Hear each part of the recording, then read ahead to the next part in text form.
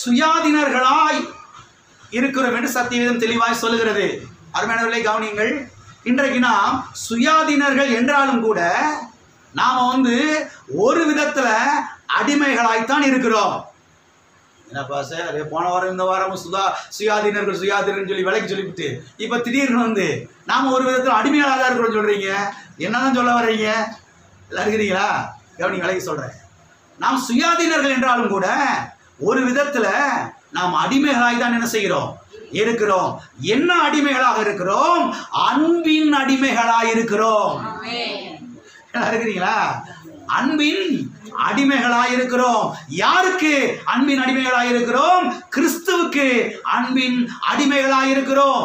ஏன் அவருக்கு நாம் அன்பின் அடிமைகளாக இருக்கிறோம் என்று சொன்னால், பாவியாக இருந்த என்னை அவர்தானே தேடி வந்தாரு. ஆமென். பாவியாக இருந்த நம்மை அவர் தேடி வந்து தம்முடைய சொந்த ரத்தத்தையே கல்வாரி சிலுவையிலே சிந்தி அவர்தான் என்னை மீட்டெடுத்தாரு.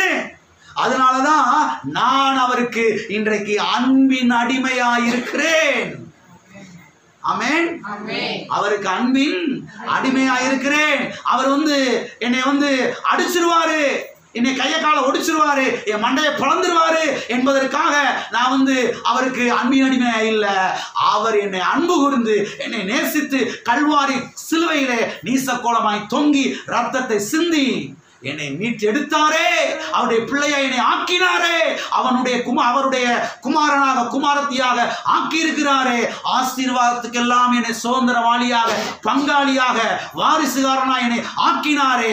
அந்த அன்பை நினைக்கும் பொழுது இன்றைக்கு நானே போய் மனமுகுந்து என்னை ஒப்பு கொடுத்துட்டேன். எப்படி ஒப்பு கொடுத்துட்டேன்? கர்த்தாவே, இன்றையிலிருந்து நான் உமக்கு அன்பின் அடிமை. ஆமென். எல்லாரும் இருக்கிறீங்களா? கொத்தடிமை இல்ல, அன்பின் அடிமை. அந்த அடிமைத்தன வேற, இந்த அடிமை என்பது வேற. பிசாசு நம்மளை அடிமைப்படுத்தி வச்சிருந்தான். அசுத்தங்களை செய்வதற்கு, அக்கிரமங்களை செய்வதற்கு, பலவிதமான பாவகாரியங்களை செய்வதற்கு நம்மளை அடிமைப்படுத்தி நம்மளை நிமிர விடாம பண்ணியிருந்தான். கர்த்தர் தம்முடைய ரத்தத்தினால நம்மை மீட்டெடுத்து இன்றைக்கு நம்மை விடுதலையாக்கி இருக்கிறார். சுதந்திர வாழ்வை கொடுத்திருக்கிறார். சுயாதீனர்களாய் ஆக்கி இருக்கிறார். ஃப்ரீ பண்ணிருக்கிறாரு. இப்ப நாம என்ன பண்றோம்? கர்த்தா இவ்வளவு பெரிய விடுதலை கொடுத்தபடியா இன்றைக்கு நான் உமக்கு அன்பின் அடிமையா இருக்கிறேன், நீங்க என்ன சொன்னாலும் நான் செய்வேன் ஆண்டவரே. எல்லாம் இருக்கிறீங்களா? அது அன்பின் அடிமை.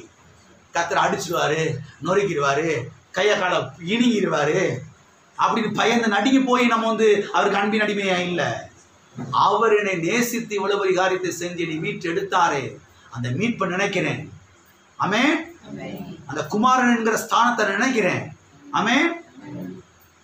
1 யோவான் 3ஆம் அதிகாரத்துல 1ஆம் வசனத்தை வாசிக்கிறோம். நாம் தேவனுடைய பிள்ளைகள் என்று அழைக்கப்படுகிறதுனாலே தேவன் நமக்கு பாராட்டின அன்பு எவ்வளவு பெரிதென்று பாருங்கள். இந்த வாரத்தில் நான் ஜெபம் பண்ணிக்கிட்டு இருக்கும் இந்த வசனத்தை கர்த்தர் ஞாபகப்படுத்திட்டே இருந்தார். பாரு, கொஞ்சம் எண்ணி பாருங்க. நாம் தேவனுடைய பிள்ளைகள் என்று அழைக்கப்படுகிறதுனாலே, கடவுளுடைய பிள்ளைங்க நம்மெல்லாம். வெளியில சொல்றாங்க இவங்கெல்லாம் ஆண்டவருடைய பிள்ளைங்க. நமக்கு தான் தெரியல நம்ம யாருடைய பிள்ளைன்னு. ஆனா அவனுக்கு தெரியுது இவங்க யாருடைய பிள்ளைங்க. எனக்கு அப்படியே ஜெபம் பண்ணிட்டு இருக்கேன் பாருங்க, அந்நிய பாசம் நிறைஞ்சு ஜெபம் பண்ணிக்கிட்டு இருக்கிறேன். இந்த வசனத்தை அப்படியே கர்த்தர் ஞாபகப்படுத்துறாரு, உள்ள கொண்டு வர்றாரு, திரும்ப திரும்ப அதை சொல்ல வைக்கிறாரு. எனக்கு அப்படியே ஆச்சரியமா இருக்குது. நம் தேவனுடைய பிள்ளைகள் என்று அழைக்கப்படுகிறதுனாலே எப்படிப்பட்ட மோசமான ஆளா இருந்தா நம்மள ஒரு காலத்துல, இன்னைக்கு நம்மள கடவுளுடைய பிள்ளைன்னு சொல்றாங்க. என்ன தகுதி இருக்கு நமக்கு? யோசித்து பாருங்க. கடவுளுடைய பிள்ளை நம்ம சொல்றதுக்கு நம்ம அருகதை நமக்கு இருக்குதா? தகுதி இருக்குதா? இயேசு கிறிஸ்துவின் ரத்தம் நம்மை தகுதிப்படுத்தி இருக்கிறது, அவருடைய பிள்ளையா ஆக்கி இருக்கிறது. ஆமென். தேவனுடைய பிள்ளையா இருக்கிறேன். கர்த்தாவே, இன்றைக்கு நான் உமக்கு அன்பின் அடிமை ஆண்டவர். எத்தனை நாள் சொல்ல முடியும்? உண்மையாகவே நான் உமக்கு அன்பின், எல்லாம் சொல்லுவோம், நான் ஆண்டவருக்கு அன்பின் அடிமையா இருக்கிறேன். ஆமென். பக்கத்துல கைப்படி சொல்லுங்க, சிரிச்ச முகத்தோடு சொல்லுங்க, நீங்க ஆண்டவருக்கு அன்பின் அடிமையாய் இருக்கிறீர்கள். ஆமென். அன்பினாலே அன்பின் அடிமைகளாய் என்ன செய்கிறோம்? இருக்கிறோம். வாசிப்போம். 1 கொரிந்தியர் 7ஆம் அதிகாரம்.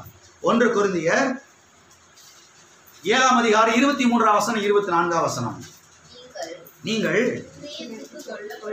கிரயத்துக்கு கொல்லப்பட்டீர்கள், மனுஷனுக்கு அடிமைகளாக இருங்கள். சகோதரரே, அவனவன் தான் அழைக்கப்பட்ட நிலைமையிலே தேவனுக்கு முன்பாக நிலைத்து இருக்க கடவன். இங்கே நாம் பார்க்கிறோம், நீங்கள் கிரயத்துக்கு கொல்லப்பட்டீர்கள், மனுஷருக்கு அடிமைகளாய் ஆகாதிருங்கள். யாருக்கு அடிமைகள் ஆகாதிருங்கள்? மனுஷருக்கு அடிமைகள் ஆகாதிருங்கள். நீங்கள் கிரயத்துக்கு கொல்லப்பட்டீர்களே. நீங்கள் எதற்கு கொல்லப்பட்டீர்களே? கிரயத்துக்கு கொல்லப்பட்டீர்களே. என்ன கிரயத்துக்கு கொல்லப்பட்டீர்களே? இரத்த கிரயத்துக்கு கொல்லப்பட்டீர்களே. இயேசு கிறிஸ்து தம்முடைய ரத்தத்தை கொடுத்து நம்ம என்ன செய்திருக்கிறார்? வாங்கி இருக்கிறார். நீங்க கடைக்கு போறீங்க, ரூபாயை கொடுக்குறீங்க. இதே வேற நாடுகளுக்கு போனா டாலரை கொடுக்குறாங்க, ஈரோவை கொடுக்குறாங்க, ரூபியை கொடுக்குறாங்க. அந்தந்த நாட்டுக்கு ஏற்ற மாதிரி சில காரியங்களை கொடுத்து வாங்குறாங்க. நான் கிரயத்துக்கு வாங்கிட்டேன் அப்படி சொல்றாங்க இல்லையா? இயேசு கிறிஸ்து நம்மை வாங்கி இருக்கிறார். ரத்த கிரயத்துக்கு என்ன செய்திருக்கிறார்? நம்மை வாங்கி இருக்கிறார். யாருடைய ரத்த கிரயத்துக்கு நம்மை வாங்கி இருக்கிறார்? அவருடைய ரத்த கிரயத்துக்கு, இயேசு கிறிஸ்துவின் விலையேறப்பட்ட ரத்தத்திற்கு நம்ம என்ன செய்திருக்கிறார்? வாங்கி இருக்கிறார். எனவே இயேசு கிறிஸ்து தம்முடைய சொந்த ரத்தத்தினாலே நம்மை வாங்கி விட்டார். ஆகவே இன்றைக்கு நாம் எந்த மனுஷனுக்கும் அடிமைகள் கிடையாது. நாம் கிறிஸ்துவுக்கு அடிமைகளாய் இருக்கிறோம். என்ன அடிமைகளாய் இருக்கிறோம்? அன்பின் அடிமைகளாய் இருக்கிறோம். அது மாத்திரமல்ல, நாம் கிறிஸ்துவுக்கு அடிமைகள் என்று சொல்லும் போது நாம் எவ்வாறு அடிமைகளாய் ஆனோம் என்று சொன்னால், அருமையானவர்களை கவனியுங்கள். அவர் நம்மை பாருங்க உருட்டி மிரட்டி பயமுறுத்தி, இந்த பாரு ஒழுங்கா இருந்துக்கடா, எனக்கு நீ அடிமையா இல்லை, உன்னை போட்டு தள்ளிடுவேன் அப்படின்னு உருட்டி மிரட்டி அவர் நம்மளை என்ன செய்யல?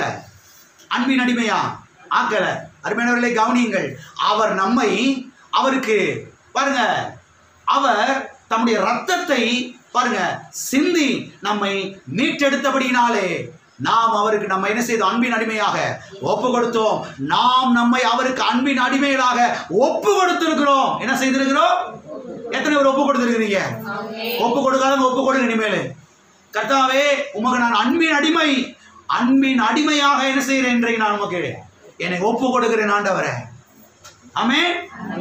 நான் சிகரெட்டுக்கு அடிமை கிடையாது, சாராயத்துக்கு நான் அடிமை கிடையாது, வேசித்தனத்துக்கு நான் அடிமை கிடையாது, அக்கிரமத்துக்கு நான் அடிமை கிடையாது, மூக்குப்பொடிக்கு நான் அடிமை கிடையாது, வெத்தலை பாக்குக்கு நான் அடிமை கிடையாது, சினிமாவுக்கு நான் அடிமை கிடையாது. எல்லாம் இருக்கிறீங்களா? நான் உமக்கு அடிமை ஆண்டவரே. நான் இன்றைக்கு உமக்கு என்னை அன்பின் அடிமையா என்ன செய்யறேன்? ஒப்பு கொடுக்கிறேன். அப்படி ஒப்பு கொடுத்துருக்குறோம். நாம அவர் வந்து நம்மளை உருட்டி மிரட்டி கழுத்துல கத்திய வச்சு அப்படிலாம் நம்மளை அன்பின் அடிமை ஆக்கல.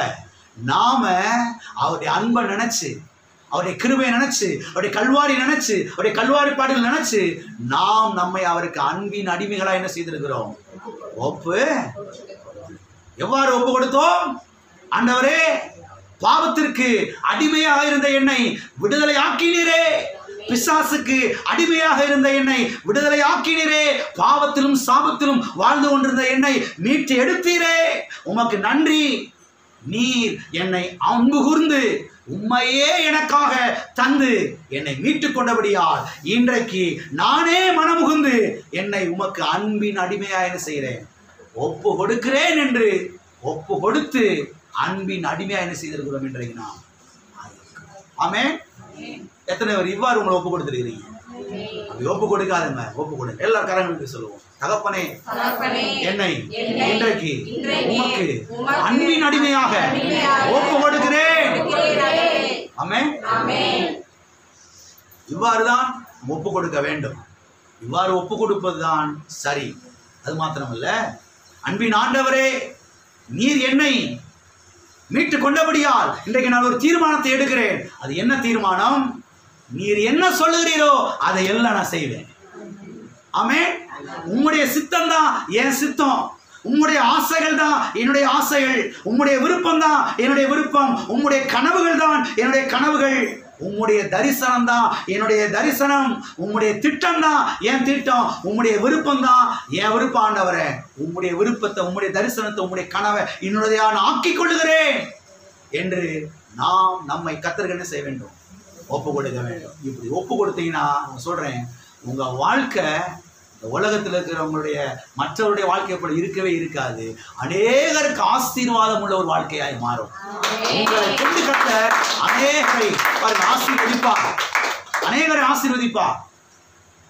அதான் தேவனுடைய திட்டம். உங்க மூலமா அநேக குடும்பங்கள் ஆசீர்வதிக்கப்பட வேண்டும், அநேக குடும்பங்கள் வாழ்வடைய வேண்டும், அநேக குடும்பங்கள் பாருங்க கண்ணீர் துடைக்கப்பட வேண்டும், அநேகர் சுகமடைய வேண்டும். எப்பதான் நடக்கும்? இப்படி உங்களை தனிப்பட்ட விதத்துல ஒப்பு கொடுக்கும் பொழுது அடிக்கடி ஒப்பு கொடுக்கணும். உங்களுடைய திட்டம் தான்ப்பா என் திட்டம், உங்களுடைய ஆசை தான் என் ஆசை, உங்களுடைய கனவு தான் என் கனவு, உங்களுடைய விருப்பம் தான் என் விருப்பம், உங்களுடைய தரிசனம் தான் என் தரிசனம் ஆண்டவரே என்று ஒப்பு கொடுக்கும் பொழுது உங்களை கர்த்தர் பாருங்க அநேகருக்கு ஆசீர்வாதமா எடுத்து என்ன செய்வார்? கர்த்தர் சொன்னாரு, அவைகளை என்னிடத்திலே கொண்டு வாருங்கள். 5 அப்பம் 2 மீன் இல்லையா? இங்க ஒரு பையன்ட்ட 5 அப்பம் 2 மீன் தான் ஆண்டவர் இருக்குது அப்படின்னு சொல்லி சொல்றாங்க. ஆண்டவர் சொல்றாரு, அதை ஏன்ட்ட கொண்டு வா, அதை ஏன்ட்ட கொண்டு வா. எத்தனை பேர் இருக்கிறாங்க? கிட்டத்தட்ட 20,000 பேருக்கு மேல இருக்கிறாங்க. 20,000 பேருக்கு எப்படி 5 அப்பம் 2 மீனை கொடுக்கறது? கர்த்தர் சொல்றாரு, ஏன்ட்ட கொண்டு வா, நான் கொடுக்க என்னால முடியும், கொண்டு வா, ஏன்ட்ட கொண்டு வா. கர்த்தர்ட்ட கொண்டு வர்றாங்க. கர்த்தரை எடுத்து பாருங்க, கையில வச்சு அதை பிளஸ் பண்றாரு, அதை ஆசீர்வதிக்கிறாரு. அங்கே நாம் பார்க்கிறோம், அதை கர்த்தர் பிட்டு அவரிடத்திலே கொடுத்தார். வஸ்திருக்கிறீங்களா? பிட்டு என்ன செய்தாரு? கொடுத்தார். இருந்தது 5 அப்பம் 2 மீன், ஆசீர்வதிக்கப்பட்டது 20,000 பேருக்கு மேல. நான் சொல்றேன், நீங்கள் உங்களை முழுமையாய் கர்த்தருக்கு ஒப்பு கொடுத்தீங்கன்னா 20,000 பேர் என்ன, 20 லட்சம் பேருக்கு கர்த்தர் உங்களை ஆசீர்வாதம் 20 லட்சம் பேருக்கு கர்த்தர் உங்களை ஆசீர்வாதம் உங்களை எடுத்து என்ன செய்வாரு? கொடுப்பாரு. உங்களை பிட்டு அநேக மக்களுக்கு ஆசீர்வாதமாய் கொடுப்பார். முழுமையாய் ஒப்பு கொடுக்க வேண்டும். அன்பின் அடிமையாக கர்த்தாவை ஒப்பு கொடுக்கிறேன்பா. வாழ போறது 70 வருஷமோ 90 வருஷமோ 100 வருஷமோ, இந்த வருஷங்களுக்குள்ள எத்தனை குடும்பங்களுக்கு நான் ஆசீர்வாதம் இருக்கணுமோ அத்தனை குடும்பத்துக்கு நான் ஆசீர்வாதம் இருந்துடணும். சும்மா போய் சேர்த்தக்கூடாது பரலோகத்துக்கு. என்னையும் பாரு, என் முகத்தையும் பாரு அப்படின்னு வீசிக்கு போவாங்க. வெறும் பேக்க கூடைகள் என்னடா இருக்க, ஒன்றுமே இருக்காது. வெறும் பேக்க வீசிக்கு போயிடறேன். ஏன்னா மற்றவங்கள பார்க்கணும், ஐயா எங்கேயோ ஆஃபீஸ் போகிறேன், அங்கே ஒன்றுமே இல்லை. இந்த மாதிரி பரலோகத்துக்கு போகும்போது என்னையும் பாரு, என் கையை பாரு, சும்மா கையாடிட்டு போகக்கூடாது. கர்த்தாவே, இத்தனை பேர் என் மூலம் ஆசீர்வதிக்கப்பட்டிருக்கிறாங்கப்பா, நீர் ஆசீர்வதித்திருக்கிறீப்பா. அதை போல சந்தோஷம், அதை போல மகிழ்ச்சி வேறு எதுக்குவே இருக்காது. உங்களை முழுமையாய் கர்த்தருக்கு என்ன செய்யுங்கள்? ஒப்பு கொடுங்க. ஆமே, ஒப்பு கொடுத்தீங்கன்னா, அன்பின் அடிமையா ஒப்பு கொடுத்தீங்கன்னா அநேகருக்கு அநேக மக்களுக்கு கர்த்தர் செய்வார். உங்களை ஆசீர்வாதமா உங்களை கொண்டு அநேகரை சுகமாக்குவார். கேன்சர் கட்டியை கூட கர்த்தர் உங்க மூலமா சுகமாக்குவார். ஆமே, எய்ட்ஸ் வியாதியை கூட கர்த்தர் உங்க மூலமா சுகமாக்குவார். என்னைய கொண்டா பாஸ்டர்? உங்களை கொண்டுதான். முழுமையா கர்த்தருக்கு என்ன செய்யுங்கள்? ஒப்பு கொடுங்க. ஆமே, அவர் கர்த்தருடைய சித்தத்தை தெரிந்து கொள்ளுங்கள். கர்த்தா உங்களுடைய சித்தம் தான் ஏன் சித்தம் என்று எடுத்துக்கொள்ளுங்கள். இது எவ்வாறு எடுத்துக்கொள்வது? அன்பினாலே. எதனாலே? அப்ப நம்மள யாருக்கு அடிமைகள்? கிறிஸ்துவுக்கு அடிமைகள். என்ன அடிமைகள் சொல்லுங்க? கொத்தடிமையா? அன்பின் அடிமை. என்னதுங்க? அன்பின் அடிமைகள் என்ன செய்யலாம்? இருக்கிற வாசிப்பு உபாகமம் 15 15வது அதிகாரம் 12ஆம் வசனம் முதல் 17வது வசனம் வரைக்கும். உன் சகோதரனாகிய எபிரேய புருஷனான ஆனாலும் எபிரேய ஸ்திரீயானாலும் உனக்கு விளைப்பட்டால் 6 வருஷம் உன்னிடத்தில் வேலை சேவிக்க வேண்டும். 7ஆம் வருஷத்தில் அவனை விடுதலை பண்ணி அனுப்பி விடுவாயாக. அவனை விடுதலை பண்ணி அனுப்பி விடும்போது அவனை வெறுமையாய் அனுப்பி விடாமல் உன் தேவனாய கர்த்தர் உன்னை ஆசீர்வதித்ததின்படி உன் ஆட்டு மந்தையிலும் உன் களத்திலும் உன் ஆலையிலும் எடுத்து அவனுக்கு தாராளமாய் கொடுத்து அனுப்பி விடுவாயாக. நீ எகிப்து தேசத்தில் அடிமையாய் இருந்ததையும் உன் தேவனாகிய கர்த்தர் உன்னை மீட்டு கொண்டதையும் நினைவு கூற கடவாய். ஆகையால் நான் இன்று இந்த காரியத்தை உனக்கு கட்டளையிடுகிறேன். ஆனாலும் அவன் உன்னிடத்தில் நன்மை பெற்று உன்னையும் உன் குடும்பத்தையும் நேசிப்பதினால், அந்த வார்த்தை நீங்க கவனிக்கணும், நேசிப்பதினால் நான் உன்னை விட்டு போக மாட்டேன் என்று உன்னுடனே சொல்வானே ஆகில் நீ ஒரு கம்பியை எடுத்து அவன் காலை கதவோடே சேர்த்து குத்துவாயாக. பின்பு அவன் என்றைக்கும் உனக்கு அடிமையாய் இருக்க கடவன். உன் அடிமை பெண்ணுக்கும் அப்படியே செய்ய கடவாய். இங்கே ஒரு அன்பின் அடிமை குறித்து வாசிக்கிறோம். ஒரு எஜமான் என்ன பண்ணுகிறான்? அடிமையை வாங்கி கொண்டு வந்து தன்னுடைய வீட்டிலே வேலை செய்யும்படி நியமிக்கிறான். விவசாயம் பண்ணுறதுக்கோ, தொழில் செய்வதற்கோ, வீட்டு காரியங்களை கவனித்துக் கொள்வதற்கோ அடிமைகளை கொண்டு நியமிக்கிறான். இப்படி கவனித்துக் கொண்டிருக்கிற நாட்களிலே இந்த எஜமான் நல்லா கவனிச்சுக்கிறான். அவன் அடிமை மாதிரி நடத்தல, பிள்ளை மாதிரி நடத்துறான்.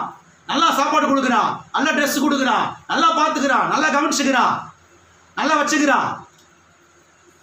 இப்ப வருஷம் முடிஞ்சிருச்சு. வருஷம் முடிஞ்ச உடனே, அப்பா வருஷம் முடிஞ்சிருச்சுப்பா, நீ என்ன செய்யலாம்? தாராளமா நீ உன் வீட்டுக்கு போகலாம், உன் சொந்த பந்தங்கள்கிட்ட நீ போய் சேரலாம், உன் ஊருக்கு உன் தேசத்துக்கு நீ போகலாம், இன்றைக்கு உனக்கு விடுதலை போ அப்படின்னு சொல்லி அனுப்பும்போது சிலர் போயிடுவாங்களாம், சிலர் போக மாட்டாங்களாம். ஏன் போக மாட்டாங்களாம்? அதுதாங்க சொல்லப்பட்டிருக்கிறது. போக மாட்டாங்களா? ஐயா, இந்த உலகத்தில் உம்மை தவிர எனக்கு யாரும் தெரியவே தெரியாது. உம்மட்டே இருந்து நான் வாழ்ந்துட்டேன். அது மாத்திரமல்ல, இனி அடிமை மாதிரி ஒரு நாள் கூட நீர் என்ன செய்ததில்லை, நடத்துறதே இல்லை. உம்முடைய பிள்ளைய போல என்னை பார்த்துக்கிட்டீரு. 3 வேளையும் கரெக்டாக சாப்பாடு கொடுத்தீரு, ட்ரெஸ்ஸை கொடுத்தீரு, உடுத்தினீரு, நல்ல அந்தஸ்தை கொடுத்தீரு, நீ நல்லா கவனிச்சுக்கிட்டீரு. உம்மை விட்டு நான் சாகுற வரைக்கும் போகவே போக மாட்டேன், இங்கேயே நான் கிடப்பேன், இங்கேயே நான் இருப்பேன் அப்படின்னு சிலர் சொல்லுவாங்களாம். அப்படி ஒருவேளை அவன் சொல்லுவானால் நியாயாதிபதியிடத்திலே போய் இந்த காரியத்தை நான் சொல்லி, இப்ப அவனுடைய சரீரத்துல ஒரு அடையாளத்தை போடு. அந்த அடையாளத்தை போட்ட உடனேயே அந்த அடையாளத்தை பார்க்குற மற்ற எல்லா பேரும் என்ன யோசிப்பாங்க? இந்த மனுஷன் யாருக்கோ அன்பின் அடிமையா இருக்கிறான், யாருக்கோ இவன் அன்பின் அடிமையா இருக்கிறான், யாரோ ஒருவருடைய எஜமானு கீழே இவன் இருக்கிறார் என்பதை மற்றவர்கள் அறிந்து கொள்வார்கள் என்று அந்த காரியத்தை செய்யும்படியா கர்த்தர் சொல்லுகிறார். அப்ப நியாயாதிபதியிடத்தில் அழைத்து கொண்டு போகிறார்கள். கொண்டு போன உடனே இந்த காரியங்கள்லாம் சொல்றாங்க. சொன்ன உடனேயே ஒரு கம்பியை எடுத்து கதவோடு வைத்து அவனுடைய காதில் என்ன செய்யறாங்க? ஒரு ஓட்டையை போடுறாங்க. இப்படிதான் காதில் ஓட்டை வந்த கதையெல்லாம் இருக்குது. எல்லாம் இருக்கிறீங்களா? காதில் ஓட்டை வந்தது. சிலருக்கு இந்த இடத்துல தழும்பு இருக்கும். நம்ம உலகத்தில் பெரிய ரவுடி பேரா இருப்போனோம். அது யாருக்கும் ஒரு அன்பின் அடிமையாக இருந்திருக்கிறாங்க. அந்த வந்த கதை அதெல்லாம் விலைக்கு சொல்ல டைம் இல்லை, இன்னொரு நாளைக்கு பார்ப்போம். அப்படி சில அடையாளங்கள்லாம் போடுறாங்க. பைபிள்லேருந்து அடையாளத்தை கொடுக்கப்பட்டிருக்கு. இன்னும் நாடுகளில் சில உடன்படிக்கை நிமித்தமாக சில அடையாளங்கள்லாம் போட்டுக்கிறாங்க. கையில் போட்டுக்கிறாங்க, கழுத்தில் போட்டுக்கிறாங்க, பல விதமான அடையாளங்கள்லாம் போட்டுக்கிறாங்க. அப்போ இந்த கதவோடு வைத்து இந்த கம்பியை குத்தும் போது அவன் நிரந்தரமாக அந்த மனுஷனுக்கு என்ன செய்து விடுகிறான்? அன்பின் அடிமையாக அவன் மாறி விடுகிறான். அதை குறித்து தான் இங்கே சொல்லப்பட்டிருக்கிறது. அப்ப இதை ஃபேஸ் பண்ணி என்ன சொல்றாரு கர்த்தர் நமக்கு? இன்றைக்கு நாம் கிறிஸ்து இயேசுவுக்கு அன்பின் அடிமையா இருக்கிறோம். ஏன் கிறிஸ்து இயேசுவுக்கு நாம் அன்பின் அடிமைகளாய் இருக்கிறோம் என்று சொன்னால், அவர் நம்மை அளவில்லாமல் அன்பு கூர்ந்தபடியினாலே, அவர் நம்மை பிசாசின் பிடியிலிருந்து மீட்டெடுத்தபடினாலே, பிசாசின் ராஜ்யத்திலிருந்து நம்மை மீட்டெடுத்தபடினாலே, பாவத்திலே வாழ்ந்த நம்மை, சாபத்திலே வாழ்ந்த நம்மை, பிசாசின் கிடுக்கு பிடியிலே, பிசாசினுடைய அடிமைத்தனத்திலே வாழ்ந்த நம்மை தம்முடைய ரத்தத்தையே கொடுத்து, தம்முடைய ஜீவனையே கொடுத்து நம்மை மீட்டெடுத்தபடினாலே, கர்த்தாவே என் வாழ்நாள் எல்லாம் உமக்கு நான் இன்றைக்கு அர்ப்பணிக்கிறேன் ஆண்டவரே, உம்மை தவிர எனக்கு வேற யாரும் கிடையாது, என்னை ஒப்பு கொடுக்கிறேன், உமக்காக தான் வாழ்வேன், உமக்காக தான் ஜீவிப்பேன் ஆண்டவரே, உம்முடைய ஆசைகள் தான் என் ஆசைகள், உம்முடைய திட்டம் தான் என் திட்டம், உம்முடைய கனவுகள் தான் என் கனவு, உம்முடைய விருப்பம் தான் என் விருப்பம், உம்முடைய பிளான் தான் என் பிளானு, நான் உமக்காகவே வாழ்வேன் என்று நம்மை அவருக்கு அன்பின் அடிமைகளாக என்ன செய்கிறோம்? ஒப்பு கொடுக்கிறோம். ஒப்பு கொடுத்துருக்கிறோம். ஒப்பு கொடுக்காத அப்படி என்ன செய்யணும்? ஒப்பு கொடுக்க வேண்டும். என்னை வாழ வைத்த தெய்வமே, என்னைக்கே நான் செத்து போக வேண்டியது, என்னைக்கே ஒண்ணுமில்லாம போக வேண்டியது, இன்னைக்கு நான் உயிரோடு இருக்கிறேனாவே உடைய கல்வாரி ரத்த புண்ணிய ஆண்டவரே, இன்னைக்கு நான் இருக்கிறேனாவே உடைய கிருப ஆண்டவரே, கர்த்தாவே என்னை இன்றைக்கு உங்களுக்கு அன்பின் அடிமையா என்ன செய்யறேனா ஒப்பு கொடு. அப்படி என்ன செய்யணும்? நம்ம ஒப்பு கொடு. அப்படிதான் ஒப்பு கொடுத்துருக்குறோம். அப்படி ஒப்பு கொடுக்காத அப்படி ஒப்பு கொடுங்க. ஆமென். இருக்கிறீங்களா? அப்ப கர்த்தர் நம்மை சுயாதீனத்துக்கு அழைத்திருக்கிறார். கர்த்தர் நம்மை விடுதலை ஆக்கி இருக்கிறார். நாம் யாருக்கு அடிமை கிடையவே? ஆனா ஒரு விதத்துல நம்ம ஆண்டவருக்கு அடிமையா இருக்கிறோம். என்ன அடிமையா இருக்கிறோம்? அன்பின் அடிமையா என்ன செய்கிறோம்? இருக்கிறோம். அன்பின் அடிமை என்றால் என்ன? அவர் என்னை கழுத்தில் ஓடிச்சிடுவார்ன்றனாலயா? காலை ஓடிச்சிடுவார்ன்றனாலயா? இல்லை இல்லை, அவர் என்னை அன்பு கூர்ந்து தம்மையே எனக்காக ஒப்பு கொடுத்தபடினாலே இன்றைக்கு நான் என்னையே அவருக்காக ஒப்பு கொடுக்கிறேன். ஆமென். எல்லாரும் கரங்களை வைத்து சொல்லுவோம், கர்த்தாவே உம்மையே எனக்காக ஒப்பு கொடுத்தபடினாலே இன்றைக்கு என்னையே உமக்கு ஒப்பு கொடுக்கிறேன். ஆமென். இது அன்பின் அடிமையின் கதை. ஆமென். நம்ம கர்த்தருக்கு அன்பின் அடிமையில என்ன செய்கிறோம்?